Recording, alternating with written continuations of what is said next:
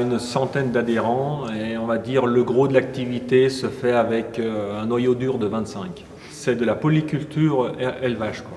C'est une cinquantaine d'outils mis à disposition des adhérents, quoi. On a l'ACUMA, coopérative de matériel, et on a la coopérative de transformation entre lac et montagne. Et sur cette coopérative, l'ensemble du lait des 18 producteurs est transformé en tonnes de Saint-Ours et moelleux.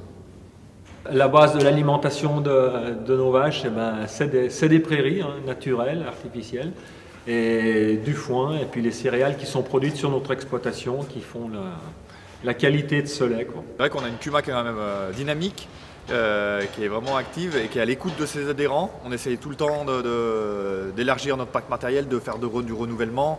Pour nous, le DINA, c'est un tremplin, quoi. C'est réfléchir aujourd'hui pour assurer demain. Alors par rapport à votre contexte, ce qu'on a noté, c'est qu'il y avait un bon ancrage territorial. La CUMA est globalement à une bonne santé financière. En revanche, les amortissements sont assez lourds, liés notamment à l'amortissement du bâtiment. Cette phase d'état des lieux a permis de dégager des demandes, des grands thèmes, des besoins. Donc une fois que la commande politique était claire, moi j'ai fait appel à des collègues du réseau, et puis j'ai travaillé pour faire en sorte de proposer des pistes d'amélioration, des pistes de travail. Acte 3, scène 8. Aujourd'hui, on est à la phase numéro 2 du dispositif DINA. La première fois, on s'était rencontrés pour faire l'état des lieux, pour voir un petit peu avec vous ce qu'il y avait potentiellement à mettre en place dans la CUMA.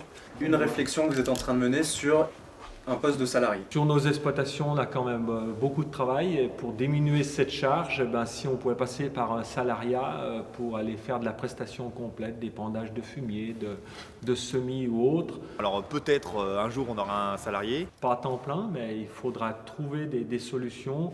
Il ne faut jamais s'endormir sur ses lauriers, et il faut toujours aller de l'avant et continuer à persévérer, parce que si on veut que du monde continue à venir et fasse vivre cette CUMA, il ne faut pas rester à ne rien faire. On a élaboré un questionnaire pour aller directement avoir des renseignements complémentaires et voir l'évolution que nos adhérents veulent pour le futur de la CUMA. Là, c'est une question un peu importante. Avez-vous le sentiment que la CUMA réponde à votre besoin ? L'étape finale du DINA à la CUMA des Perzis, c'est qu'on va se revoir au mois de février pour l'Assemblée Générale. C'est le moment où on va donner les résultats du DINA devant tous les adhérents. Et là, ce qui était intéressant, c'était vraiment de voir que les animateurs, autant fédération de proximité que fédération régionale, permettent vraiment d'accompagner le groupe dans sa démarche, et surtout de voir qu'il y a vraiment un projet là qui réunissait l'ensemble du conseil d'administration. Et donc derrière, on voit vraiment tout l'intérêt de la démarche collective à travers ce dispositif qui, à mon sens, représente vraiment un outil de développement pour ces groupes et surtout pour envisager l'avenir avec sérénité.